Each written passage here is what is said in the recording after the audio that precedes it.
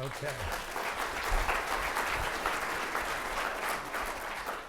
All right, remember the purpose of these lectures, the causes of the Civil War. We did do the battles a few years ago, so we're going to do the causes, mainly the big argument that's raged for 150 years. Did slavery really cause a Civil War, or was it secession? I remember back in grade school, I memorized slavery didn't cause a Civil War, secession did. Did the South have the right to secede? I didn't know what it meant, whatever. In fact, Miss Major, my favorite teacher, asked my buddy Earl, what does it mean to secede? He said, oh, I can't do that, I'm Catholic. I got to tell you one before I start. There were these 4 Irish Catholic ladies sitting in a room, and the first lady said, well, my grandson, he's a priest. And when he comes in a room, the ladies say, Father. And the second lady said, yeah, well, my grandson, he's a bishop. When he comes in a room, they say, Excellency. And the third one says, well, my grandson's a cardinal. When he comes in a room, they say, Eminence. And they look at the fourth one, and she says, well, my grandson is a male dancer. He's a male model. He's 6'4" with a 32-inch waist, full head of hair, 6'3". And when he comes into the room, the ladies say, oh my God.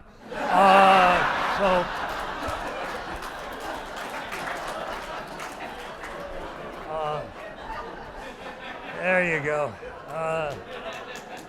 All right, well, anyway, where does the argument start, whether slavery caused the war or not? My opinion is, it's the modern opinion held by many modern historians that slavery did cause civil war. It might not have been the sole cause, but so if I put that down there as kind of a overview, and also secession means the right to leave the Union. Secede, secession. Some countries allow secession. Canada, for example.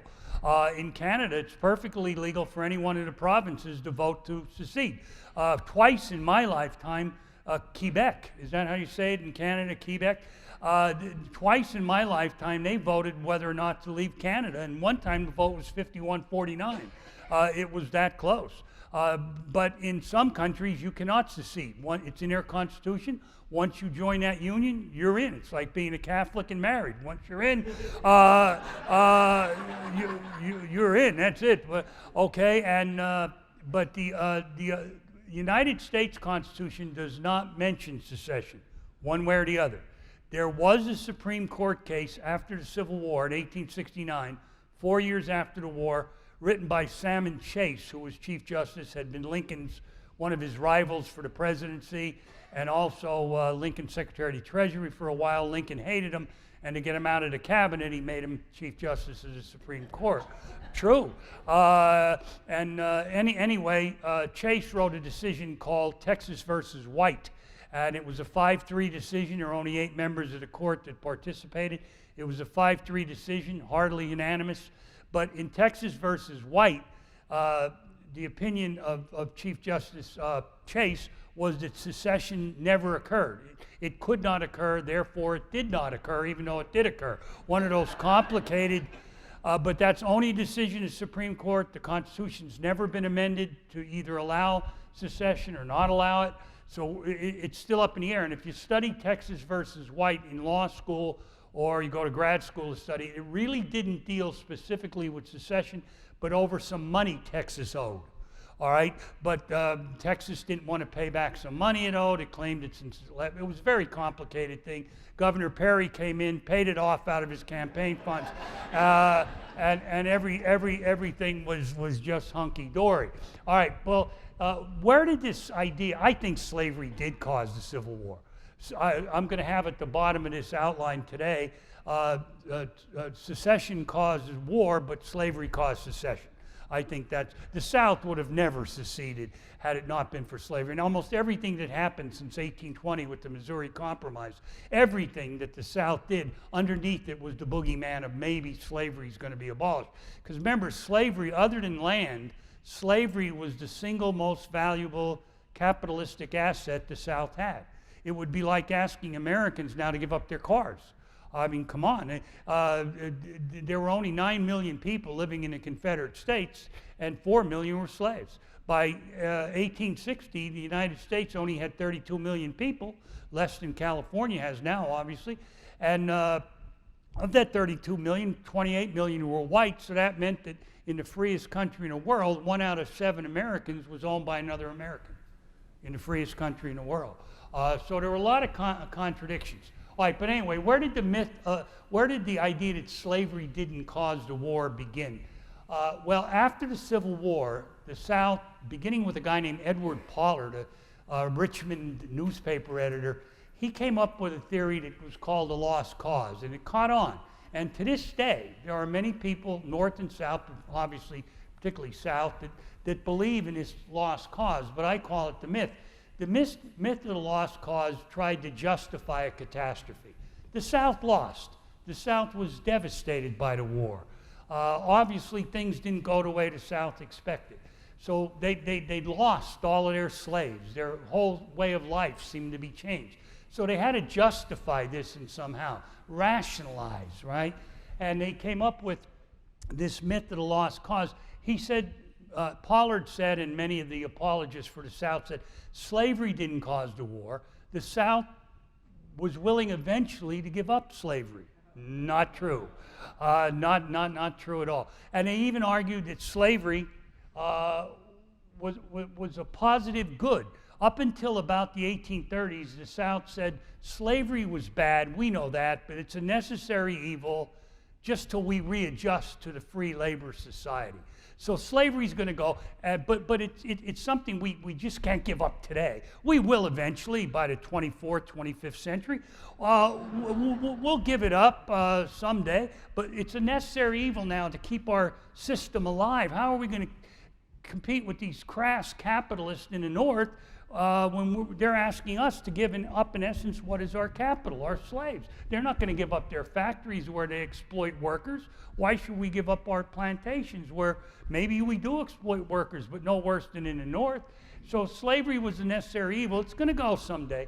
But by the 1850s, the South was describing slavery as beneficent. It was a positive good. It was good for the South. It was good for the white people. It was good for the black people. Nobody ever asked the slaves. They just asked the white slave owners.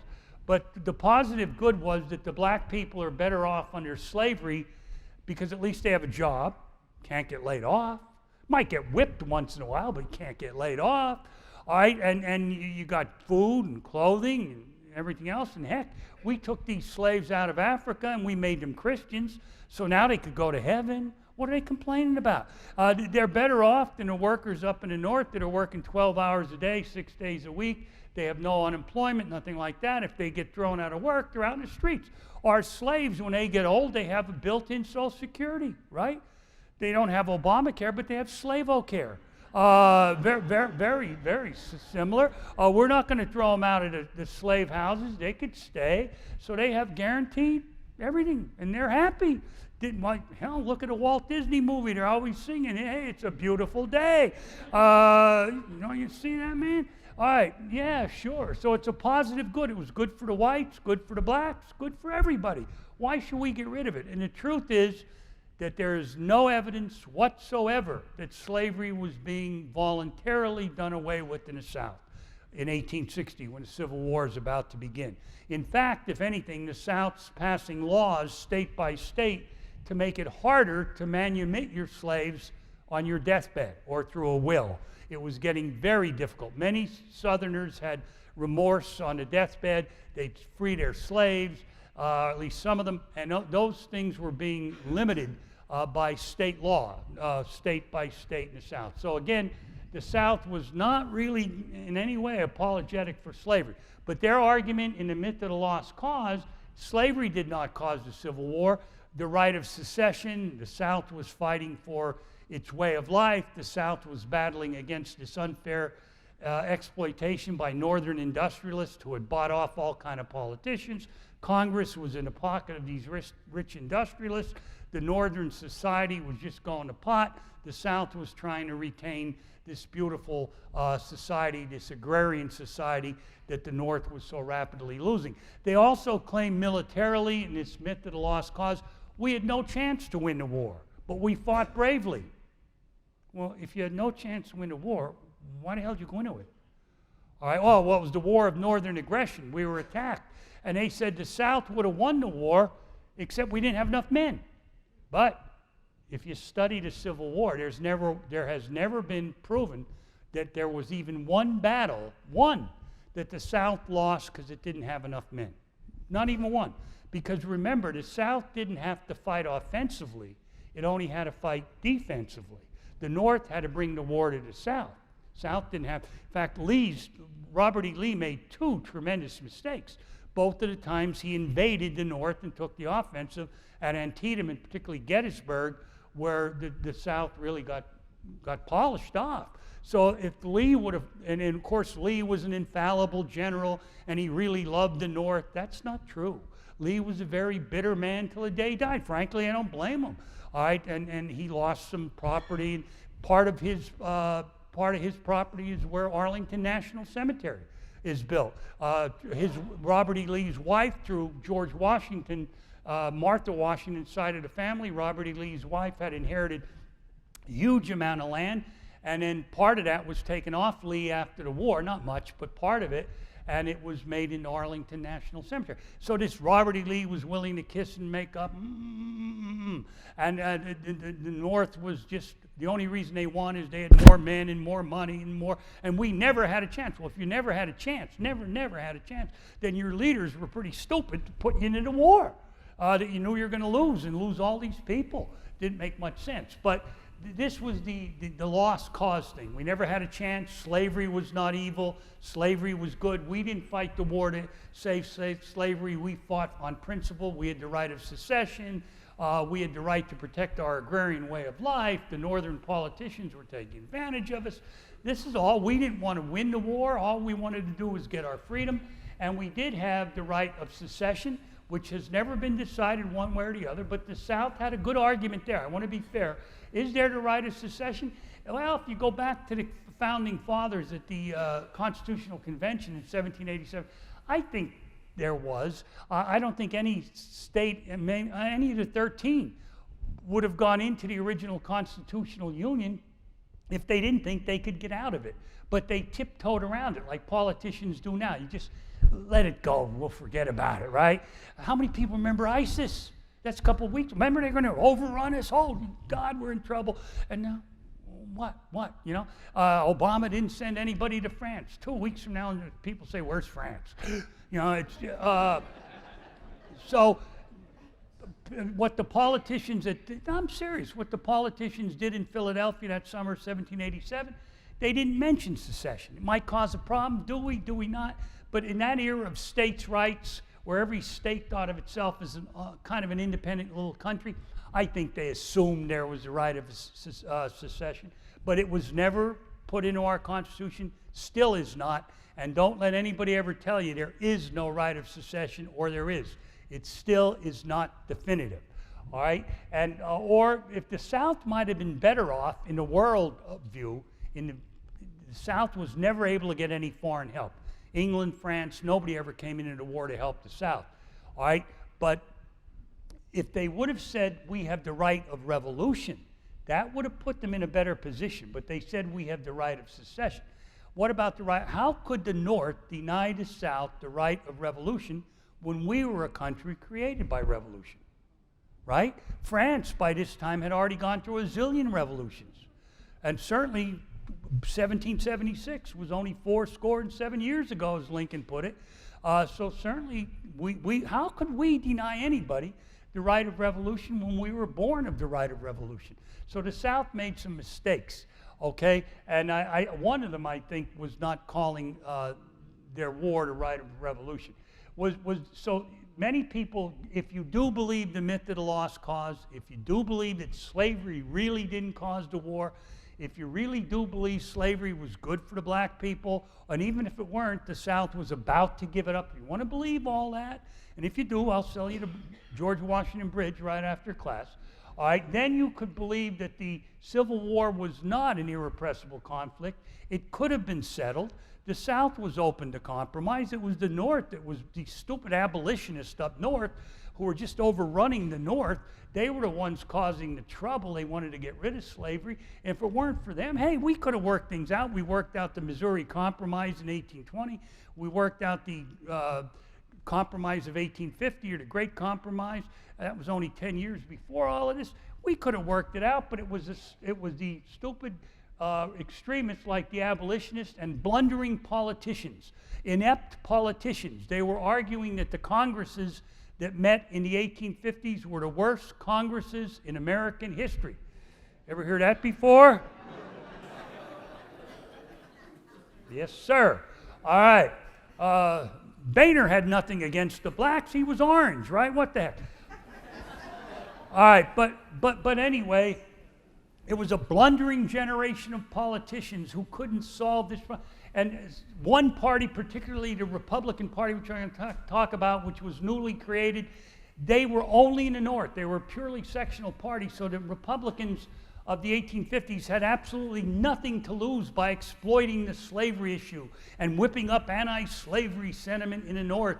And they were running around telling people that there was a clique of Southerners and their friends in the North that ran the country. It was called a slaveocracy. You love that one. The slaveocracy, this slave power. The Southern plantation owners and their allies in the North, they were running the country and screwing the North. At the same time, the South saying, hey, you're screwing us. Oh, well. But it was the Republicans mainly that had no support in the South. And isn't that a switch?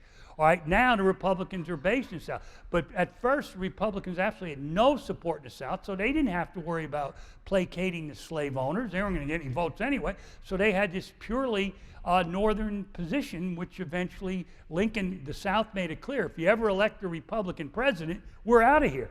And the Republicans elected Lincoln in 1860, and 11 Southern states left, that's for sure. But this lost cause myth blames extremists like the abolitionists in the North, and if you're a Northerner and you believe that the war could have been prevented, you blame extremists in the South who were called the Fireeaters. There were a certain group of people in the South, too, who were exploiting the anti-Northern feeling for their political advantage, and they were yelling secession, secession, or at least right of revolution or whatever, and they were called the Fireeaters, and they were willing to go to the verge of war just to benefit themselves politically. And then there's these abolitionists in the North and these big bad Republicans in the North exploiting the fears to benefit themselves, and oh my gosh, so it was a blundering generation. It was just tragic. So my bottom line is secession caused the war. Yes, Miss Major and Earl, he's up in heaven somewhere, I hope. Save me a seat at the bar, Earl. All right, but Earl, you can now talk about secession. The priests won't get mad. Secession did cause the war, yes, Miss Major, but slavery caused secession, there's no question. Yes, the North and South argued. The North was industrializing, the South was agrarian, but that actually was good. It was a complementary thing. The South could have bought northern goods.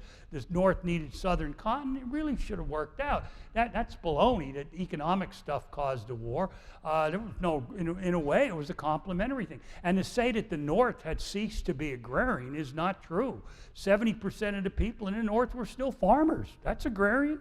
Only difference is they tended to grow food products where the South tended to grow tobacco and cotton and rice and stuff like that. All right, so anyway, my opinion is, yes, secession caused the war, but slavery caused secession. And even the name of the Civil War, it was never officially named.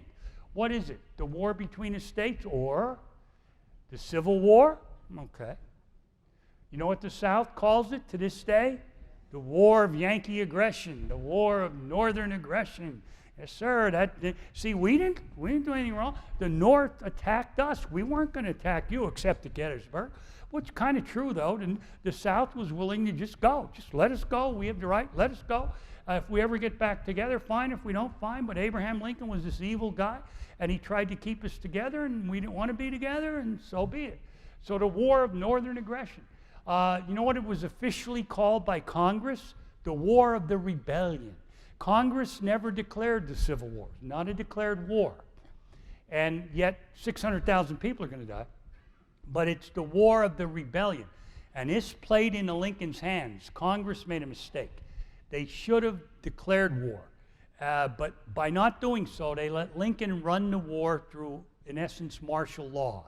This was a rebellion, an insurrection, just like the governor or the president can now call out the National Guard, federalize the National Guard. They, in essence, let Lincoln, as president, run the war. And once the war started, he's commander-in-chief. Support the troops. You ever hear that? When Congress lets the I don't care if it's now or 1860. When Congress lets the president go into a war with some kind of stupid resolute, but not a war declaration, you are handing the war to the president. Because once he's in it, and especially back here, it was like martial law. But even in Iraq and Iran now, the problem is once you let him get in there, then he is commander-in-chief. He has to protect American troops. Right? Oh, if you don't support our troops, we're going to vote you out of office. So what you wind up doing is supporting the troops by getting more of them killed.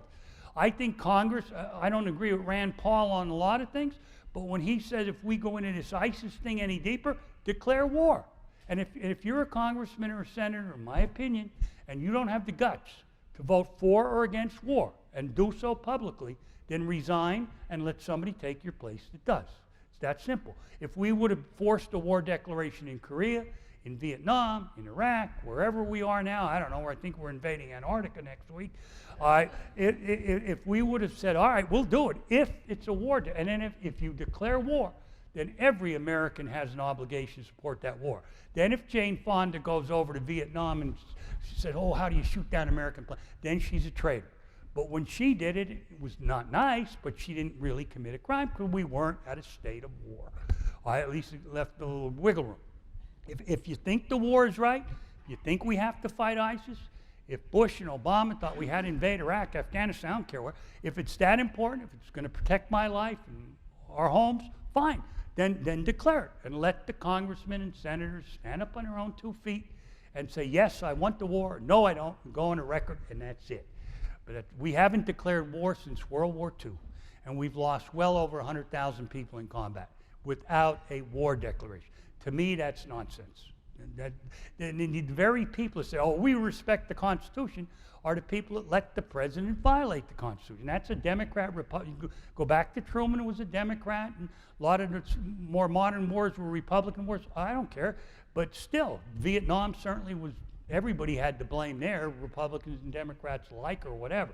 But anyway, and the historians now like to call it the War for Southern Independence. In my opinion, that's what the South should have done. They should have said, we have the right of revolution, just like the United States did in 1776. We are fighting this war for our independence, and we have the right of revolution.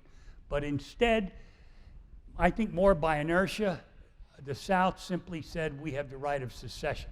If they had put it this way, it's a war of independence, we have the right of revolution, I think the whole world would have taken a more sympathetic view toward the South, especially France.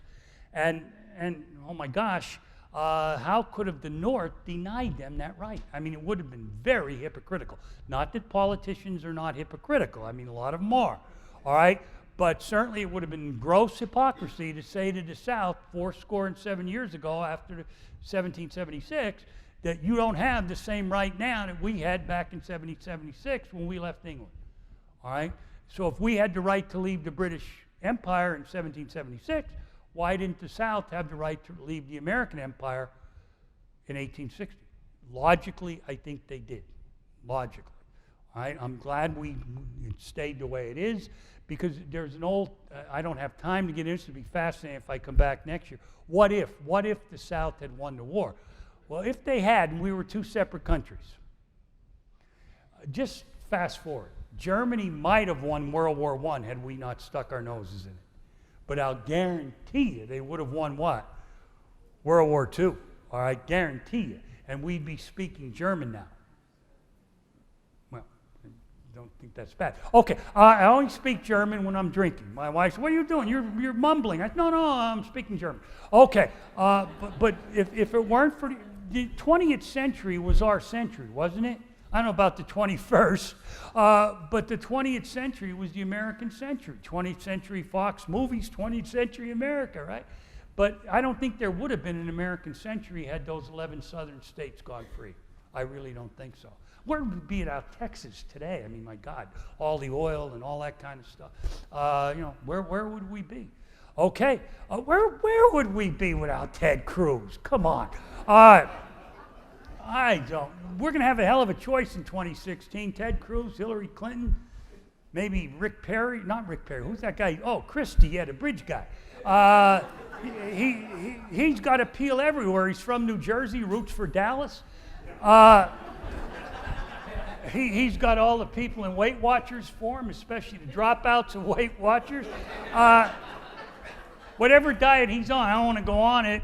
Okay, all right, but anyway, so there. I love that orange sweater he had on the other last week. Well, I think he was rooting for Denver. He's in the wrong stadium there. All right, so anyway, historians in the Civil War, the traditional view then, to fast forward, and I tell these jokes once in a while to try to relax you, let you catch up on the note-taking. That's what I used to say at school. Traditionalists, and these were people, many of whom wrote right after the Civil War, said, yes, slavery caused the Civil War. In fact, one of the first great professional historians in America was a guy named James Ford Rhodes, who really wasn't a historian by training. He was a multimillionaire businessman. But he said slavery was the sole cause. He wrote in the late 19th century, he said, let's not pussyfoot, let's be blunt. He didn't have an academic job that he had to protect. He wasn't worried about offending anybody because he could buy anybody. And James Ford Rhodes said, let's not kid ourselves. Whether you're from the North or South, slavery was the cause of the war. Who are you Southerners kidding? You were fighting the war to protect slavery. Who are you Northerners kidding? You were fighting the war to defeat the slaveocracy. So one way or another, slavery caused the Civil War. Let's cut to the chase. Then, because of the myth of the lost cause, and because around the turn of the 20th century, into the 1900s, a lot of racism, a lot of segregation in the United States, the lost cause myth began to catch on. And many professional historians were influenced by it. And they began to revise the cause of the Civil War, saying the war was avoidable. Inept politicians, the blundering generation, caused the war by failing to deal with the solvable issues, mainly slavery. And slavery did not cause the Civil War.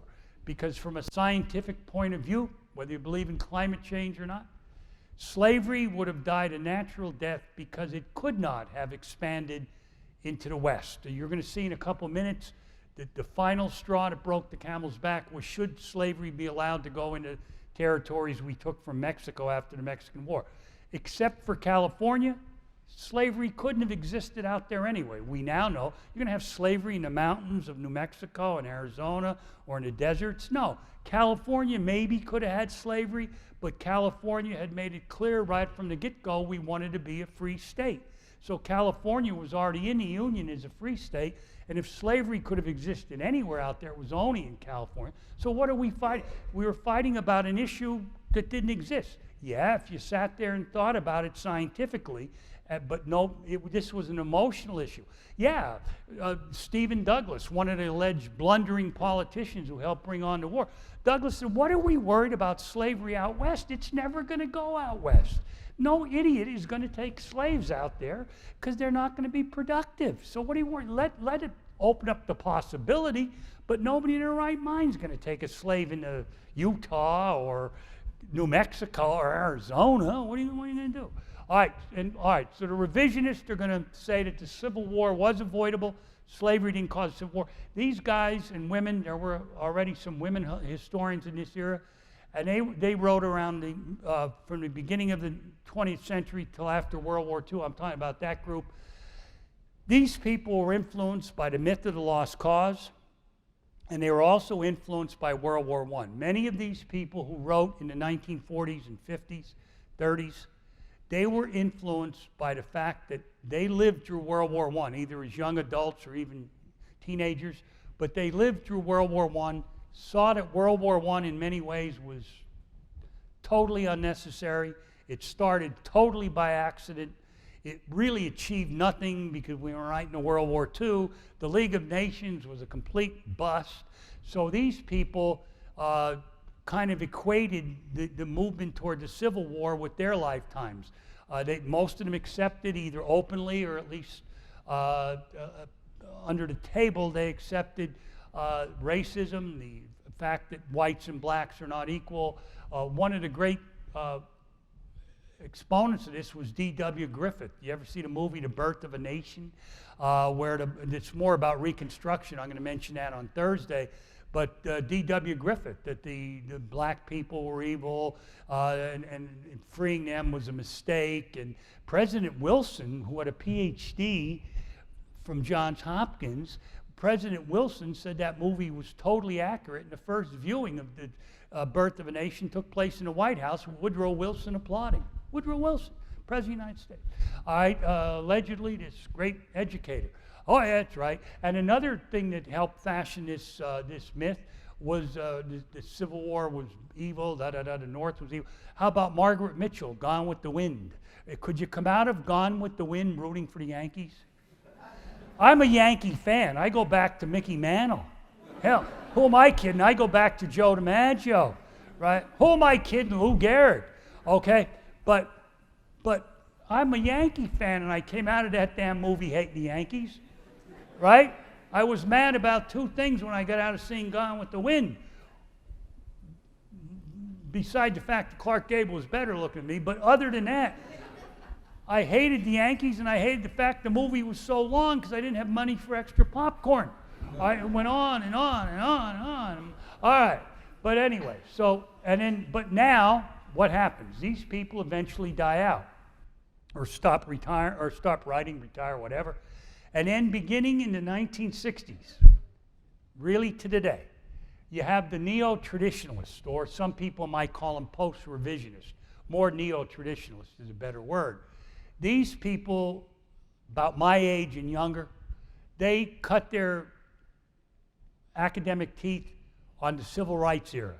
All of a sudden, blacks were equal. It was unfortunate what we did to black people in slavery. In the era after the war, called Reconstruction. It was unfortunate what even we did to them in the period there and right after. So the neo-traditionalists say, oh yeah, slavery was the cause of the war, and all disputes revolved around slavery. So if you read a book on the Civil War, like by Jim McPherson, who I knew a few years ago was a speaker here, he's probably the preeminent Civil War historian alive now, Eric Foner, who writes more about Reconstruction. But these guys are now in their 60s, approaching 70. But them and younger, the neo-traditionalists, yes, slavery caused war, absolutely. Slavery caused the war, and every other issue revolved around slavery. So they go right back to James Ford Rhodes. These people in the middle, the blundering generation and all, these were people, if you really studied on a graduate level, they were disillusioned by World War I. Many of them,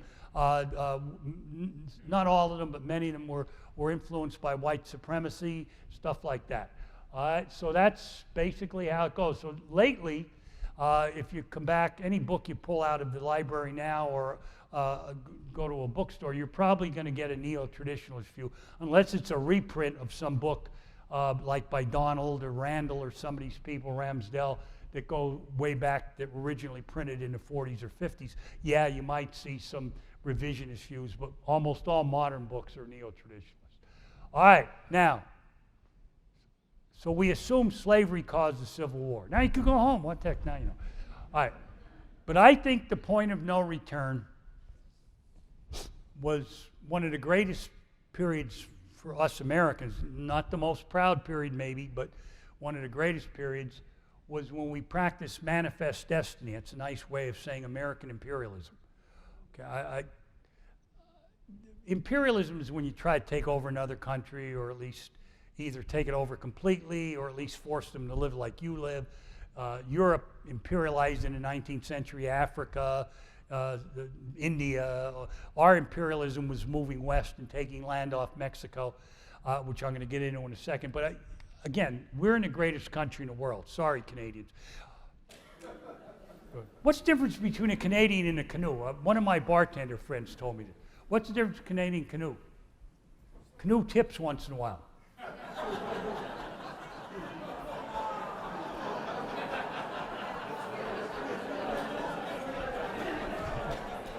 What?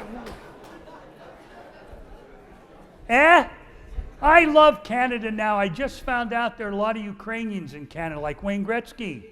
And I'm half Ukrainian, so I'm now. In fact, we gotta imperialize more. We gotta conquer Canada and the rest of Mexico. Then in the Olympics, we'll always win the gold medal in hockey and Winter Olympics, and we'll always win soccer. See that? And if we conquer the rest of Mexico, then we'll never have a border problem except with Nicaragua. All right. So anyway, there you go. Well, anyway, I don't know if this isn't too clear, but all right. Manifest destiny was the American expansion. The belief it was our God-given, obvious manifest destiny to expand. This is in the 1840s, to expand from sea to shining sea.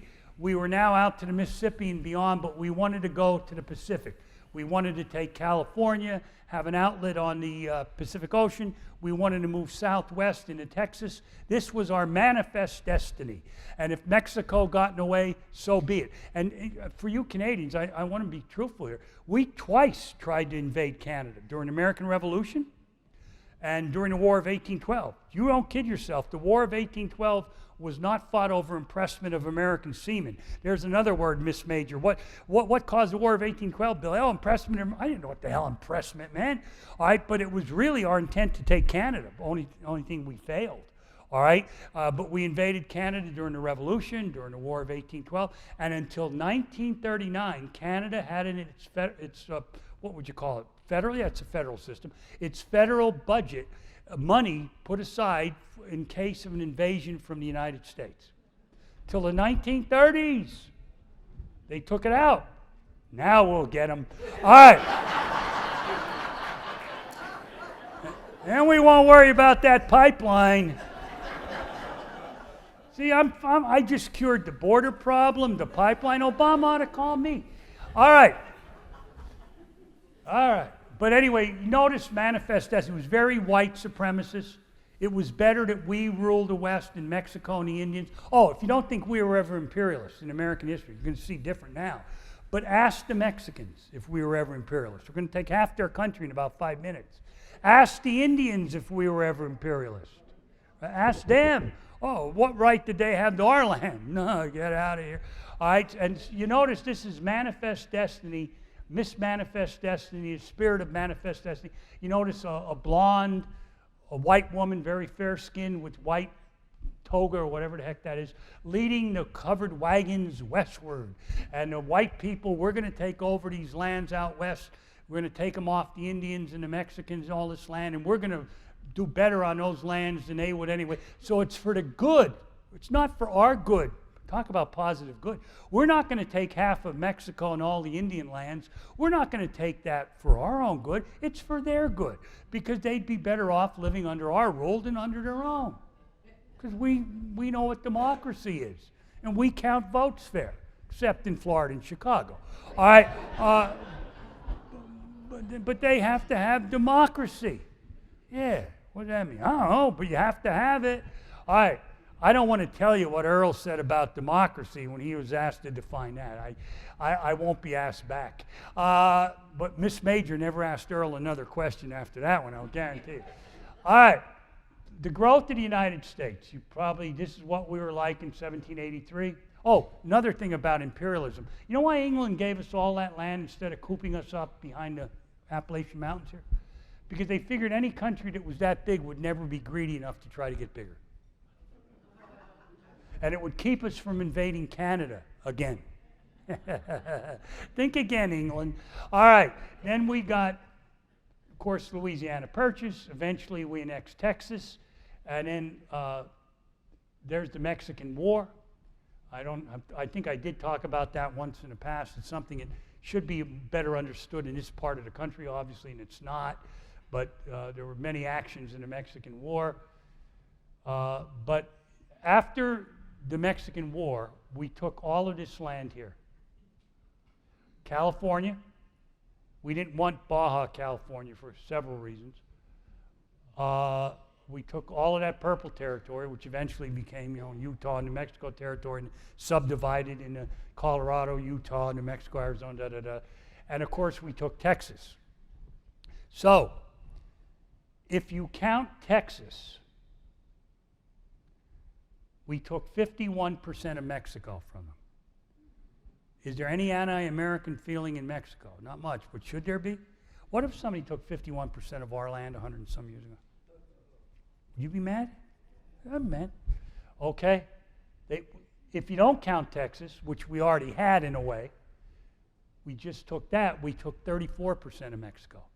But counting Texas, we took 51% of Mexico. Now, that's the good news if you're an American.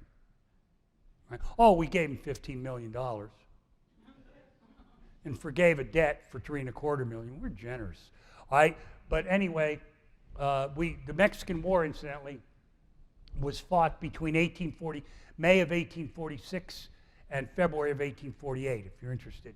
So, and then let me just do Texas quickly.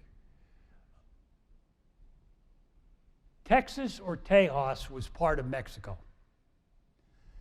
The Mexicans made a big mistake in the mid-1820s.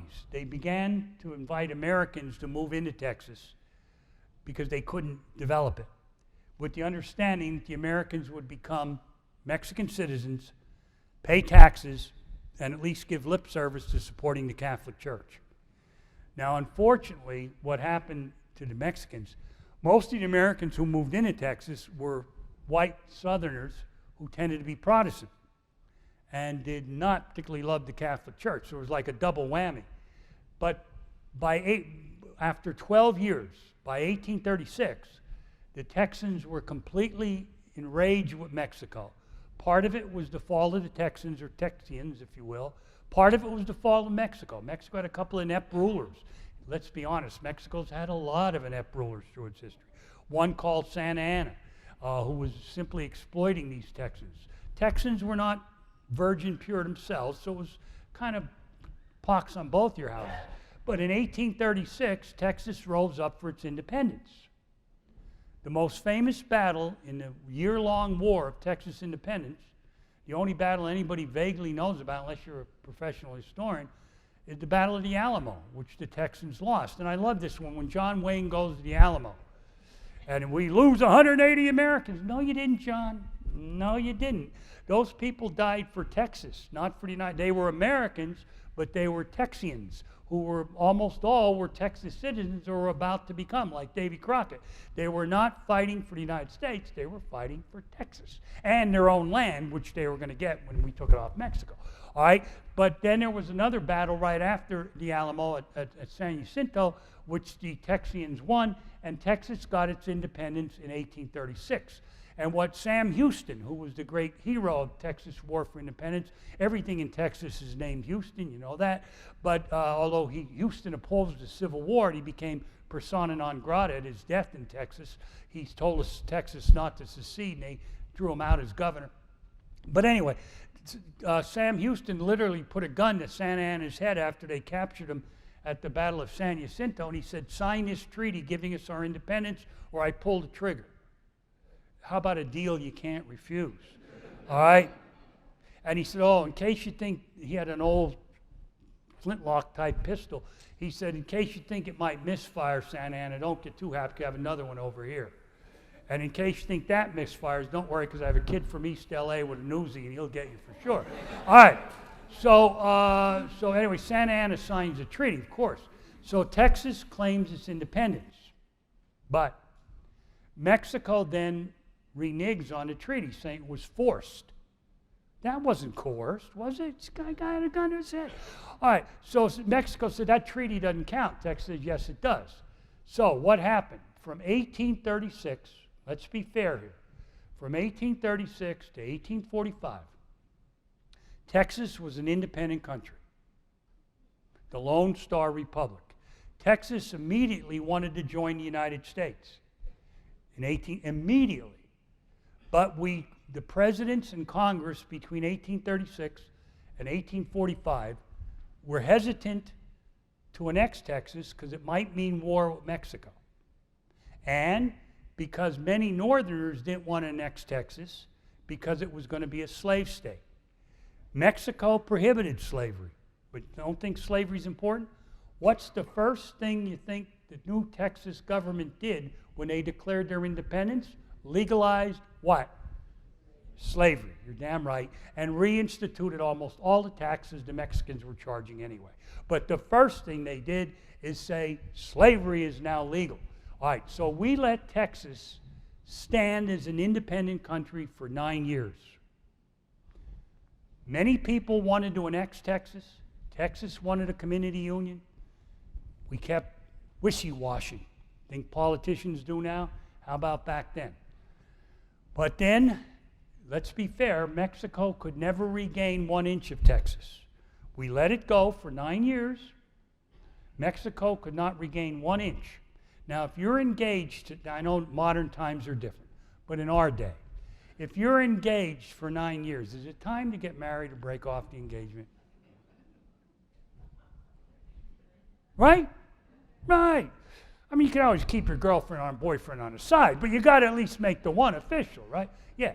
So anyway, Mexico, when they moaned about us annexing Texas, they don't say that in 10 years, basically, they couldn't gain 1 inch. So what happens, in 1844, there's a presidential election. And the guy who wins is a Democrat who supports Manifest Destiny. His name is James Knox Polk, P-O-L-K, one of the most successful presidents in American history. He was a land-grabbing SOB. He was an imperialist, but he was my land-grabbing SOB imperialist, right? And Polk made it clear that if I'm elected, and I'm telling the American people this, he said it in the first debate on television. Polk said, if I'm elected, I'm going to do everything in my power to acquire Texas and California. If you don't want that, don't vote for me. But if you do and I get elected, that's the first thing I'm doing.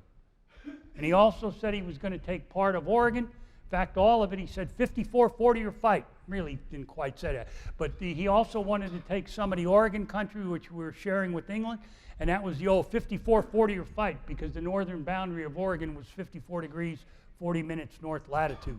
But anyway, Polk's going to take Oregon, he's going to take Texas, he's going to take California, and all you had to land in between to make sure we have a link between Texas and California. Right? Okay.